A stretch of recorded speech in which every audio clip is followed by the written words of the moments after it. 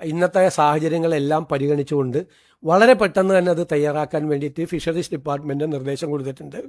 അത് ബാക്കി വിദഗ്ധരുമായിട്ട് കൂടി ആലോചിച്ച് ഏറ്റവും പെട്ടെന്ന് തന്നെ ഒരു സ്റ്റാൻഡേർഡ് ഓപ്പറേറ്റീവ് പ്രൊസീജിയർ, ഒരാളെ കാണാതായി കഴിഞ്ഞാൽ, കടലിൽ കാണാതായി കഴിഞ്ഞാൽ അയാളെ രക്ഷപ്പെടുത്തുന്നതിന് വേണ്ടിയിട്ടുള്ള ഓരോ മിനിറ്റ് വെച്ചിട്ടുള്ള കാര്യങ്ങൾ അനുസരിച്ചിട്ടുള്ള സംഭവങ്ങൾ തീർച്ചയായിട്ടും അത് ചെയ്യും.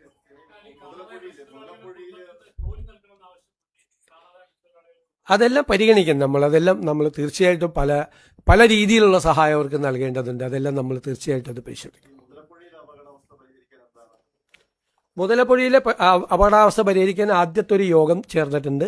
അടുത്ത യോഗം അടുത്തയാഴ്ച തീയതിയാണ്. താൽക്കാലികമായി ചെയ്യേണ്ട കാര്യങ്ങളെല്ലാം ആ യോഗത്തിൽ തീരുമാനമെടുക്കും.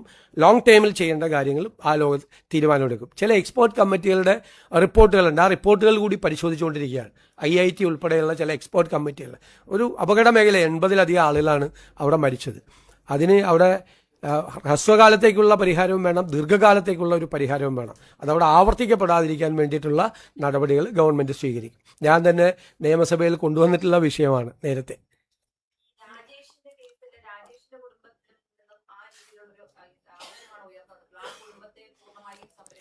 തീർച്ചയായിട്ടും പൂർണ്ണമായി ആ കുടുംബത്തെ സംരക്ഷിക്കും. അവരുടെ വീട് നിർമ്മിക്കാൻ ഞാൻ തന്നെ അതിൻ്റെ ചുമതല ഏറ്റെടുത്തിട്ടുണ്ട്. അതിൻ്റെ വീട് പൂർത്തിയാക്കി നല്ലൊരു വീട് നിർമ്മിക്കുന്നതിന് വേണ്ടിയിട്ടുള്ള കൊടുക്കും. ബാക്കിയുള്ള നഷ്ടപരിഹാരങ്ങളെല്ലാം കൊടുക്കും. നമുക്ക് ഏതെല്ലാം രീതിയിൽ ഈ കുടുംബങ്ങളെ സഹായിക്കാൻ പറ്റുമോ ആ രീതിയിലെല്ലാം ഗവൺമെൻറ് സഹായിക്കാൻ പറ്റും. എനിക്ക് തോന്നുന്നത് അടുത്ത ദിവസങ്ങൾക്കുള്ളിൽ തന്നെ ഇതിൻ്റെ തീരുമാനങ്ങളെല്ലാം എടുക്കാൻ പറ്റും. ആലോചിക്കും നമ്മൾ തീർച്ചയായിട്ടും.